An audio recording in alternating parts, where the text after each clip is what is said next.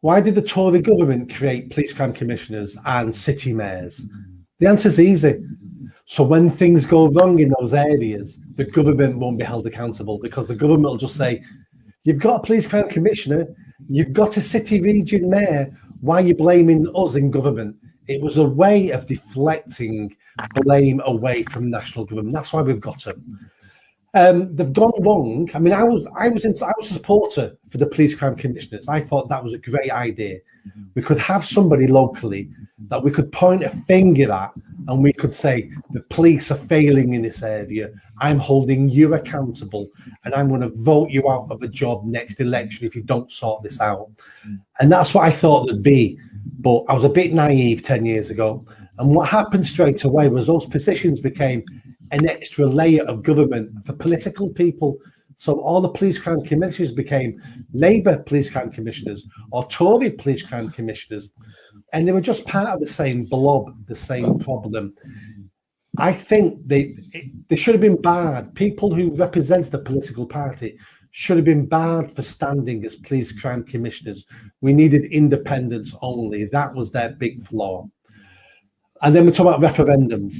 So when I stood 3 years ago, a lot of people said to me when I was canvassing and speaking to people, Nick, I don't want a mayor. I was never asked, did we want a mayor of Greater Manchester? It was forced upon us by George Osborne. I don't want it. It's an extra layer of government. I'm not voting for you. I like you, but I'm not voting for you. I'm voting for no one. There's a hole in our democracy in Greater Manchester. No one voted for this. Now, I'm not saying the mayor's a good thing or a bad thing. It would be a good thing if I was in charge. But that's just me being biased. But I want to ask the people of Greater Manchester, do you want to keep this position or not? Because we've got to hold our democracy. The people need to tick it. And if they don't tick it, we need to get rid of it. So a referendum will be asked. And the Bolton thing is very similar. So Greater Manchester was created in 1974. Before 1974, Greater Manchester did not exist. It was part Lancashire, part Cheshire, and a little bit was Yorkshire.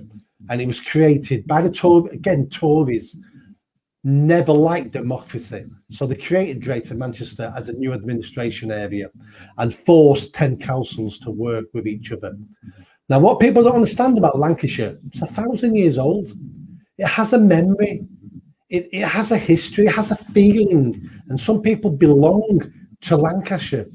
The older you are, the more you belong to Lancashire if you live in different parts of Greater Manchester.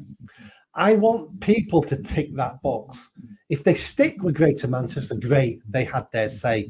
And if they decide they want to leave, the people of Bolton decide they want to leave Greater Manchester and join Lancashire, then let them.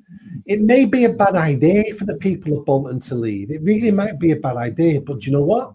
If it is a bad idea, I'd rather they make that bad idea and that bad choice than always allowing governments to make poor decisions for us that we can't change.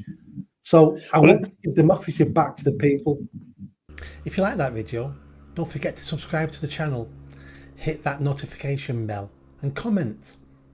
And if you like what I'm saying about running for Mayor of Greater Manchester, then stick around, tell your family, tell your friends. The only way I'm going to have a chance of winning is a grassroots movement. So be part of that movement and hit that bell. Thanks.